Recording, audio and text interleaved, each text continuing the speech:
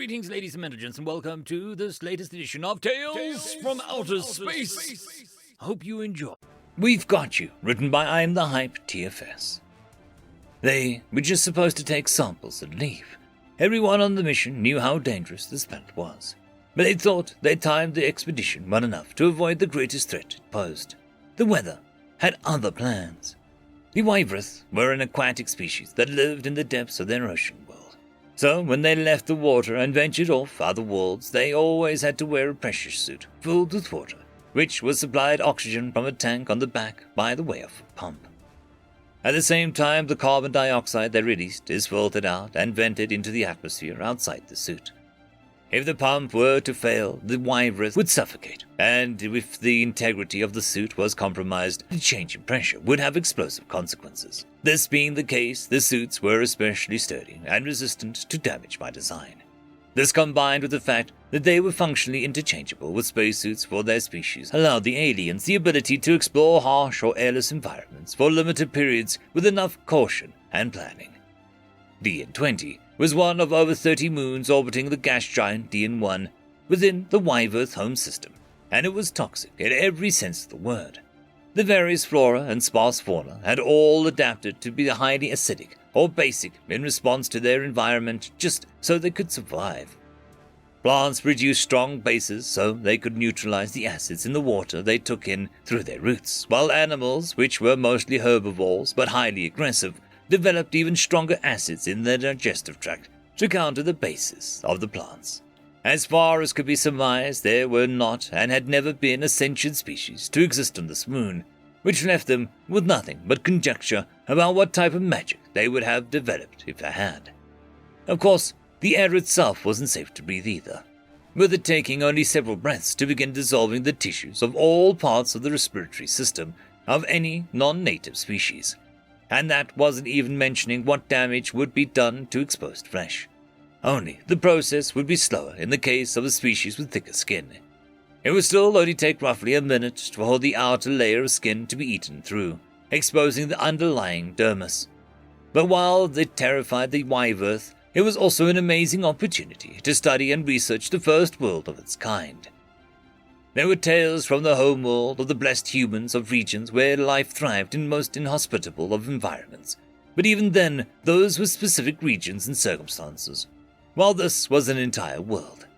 A whole planetary ecosystem where survival was based on the being just as toxic or even more so than whatever you were competing with for food or even the food itself. And so they prepared. They paid careful attention to weather patterns, sent probes and rovers to send back data for them to analyze, and compiled everything to lay out as best as possible time, place, and conditions for a landing party to touch down on the surface. They increased the density and durability of the outer layers of their suits so they could endure for longer, before having to leave and put thick metal plates on the bottom of their boots to stop the ground or anything on it from eating through them from below. After that, it was just a matter of location and time. Finally, they found what appeared to be a gap in roughly 4 hours where there was no projected inclement weather, namely acid rain, that could eat through their suits in a matter of minutes, even with the new improvements. The location was a small valley directly next to a large rock formation and seemed to contain relatively few animals.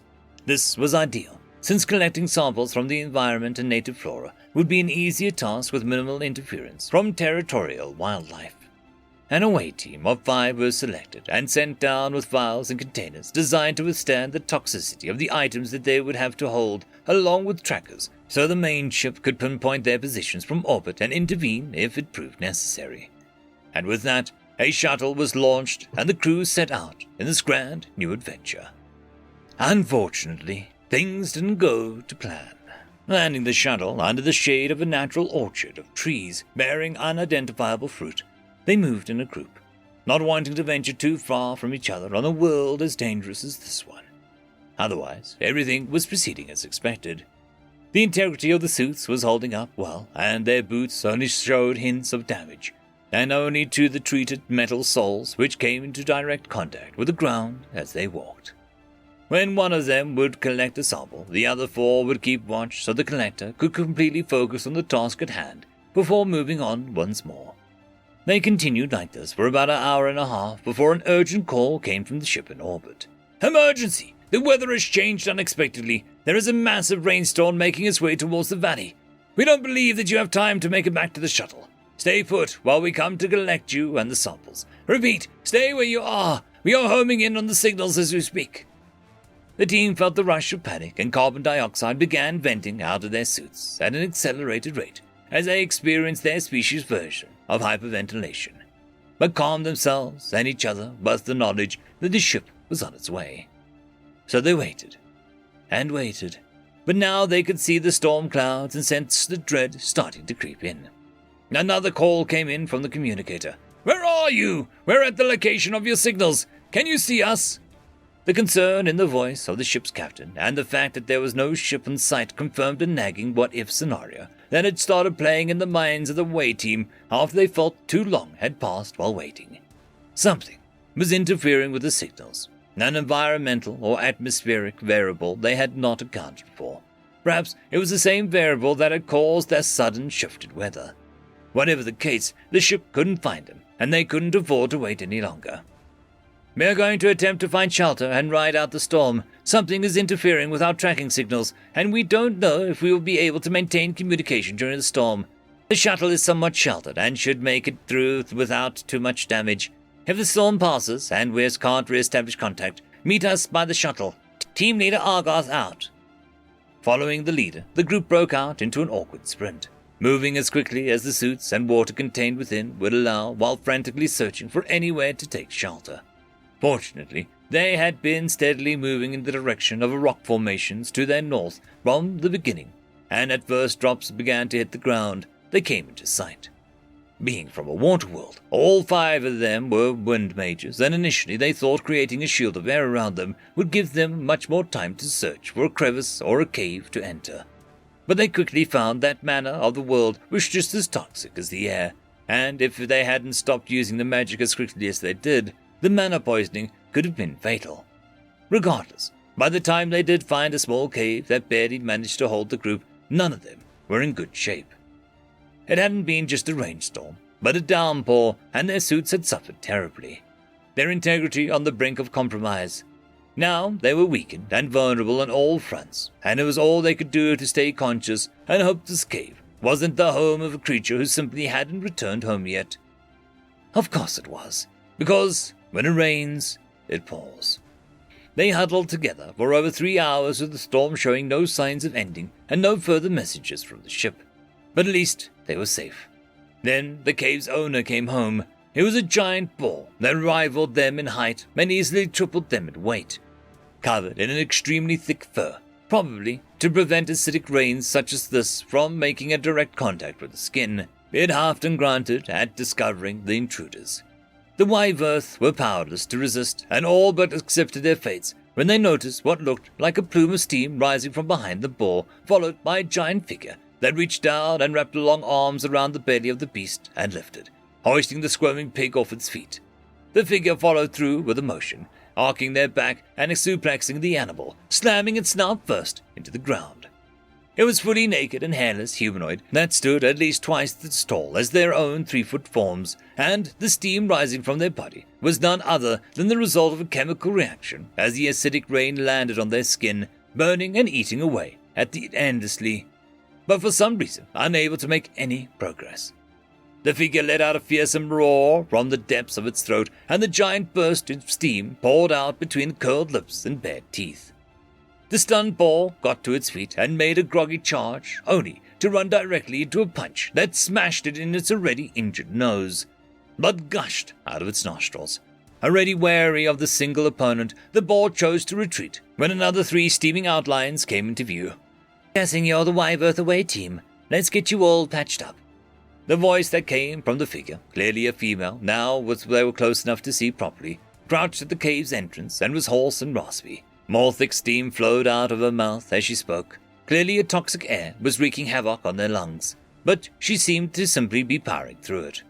The Wyverth had a strong suspicion as to the species of the woman, but it was confirmed as soon as it reached her hand and a feeling of powerful rejuvenation surged through them. Healing magic. She was a blessed, a human. Not only were they healers, but they were essentially self-sustaining mana reactors. She wouldn't be affected by the toxic matter in the air like they had. "Phil, get your ass over here. We got some mana poisoning." The female called one of her companions over. Not another steaming figure, but a clothed, damp one. "Phil here is a unique blessed. His specialty is in purification, so he gets to take a stroll in the rain while we get to sizzle like steaks on a grill and have to grow all of our hair out again. Cleaning out your manners not going to be a problem. Oh, I'm Jax, by the way. That's Stevie, Mark, and Betty." As Philip took Jax's place in front of the group and removed the impurities of their mana, Jax took the time to introduce the rest of her group. Argoth looked at Philip's outfit and didn't recognize it as a uniform and couldn't help but ask about their saviors. "I am Argoth, the team leader. Are you an early response team, or did our people request your help?" "Huh? Oh, no, nothing like that. We were on our way back from a party on, Feck. Why can't I give the planets proper names anymore? Stevie, what was the planet?" "CRT5. That's the one. Anyway, we were heading back to a jump gate in the next system and decided to cut through here as a shortcut. That's when we picked up a distress signal from your ship in orbit, so we pulled over to see if we could help. Your captain said that it still couldn't get a lock on your signals, but they knew that you headed north from the landing point, so we just parked next to your shuttle and started walking. We figured that you'd head for the rocks since there's nothing else out here to really take cover by, and what do you know? Here you are. And our captain asked you to come help find us. Crap, man, we volunteered, but enough about us. Let us get you guys safe and sound. All right, fellas and gal, grab a buddy and keep 'em covered, and run like the time Principal Gibbons found out that we were the ones that let the kangaroo loose in the house." Jax picked up Argoth and cradled him like a small child against her chest, with the others doing the same to the rest of the team, before taking off in full sprints through the burning rain.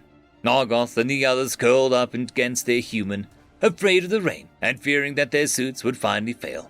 But Jax glanced down at him and gave a comforting smile.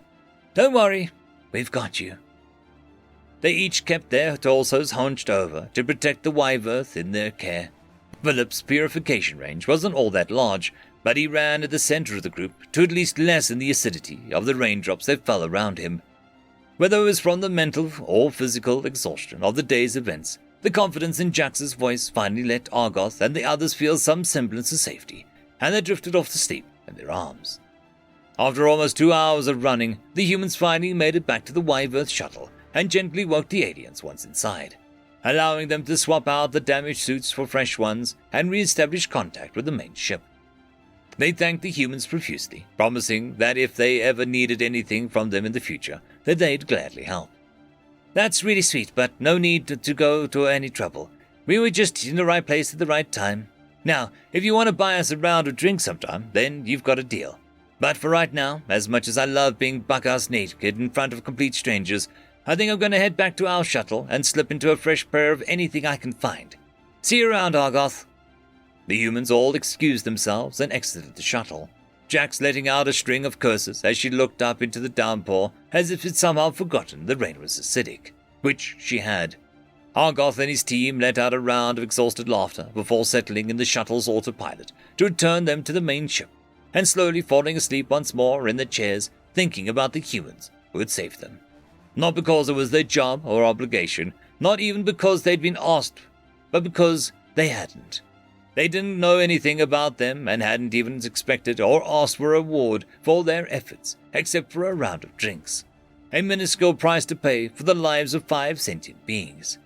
They just helped because they could, because someone was in trouble and they were in a position to do something about it. How very human. End of story.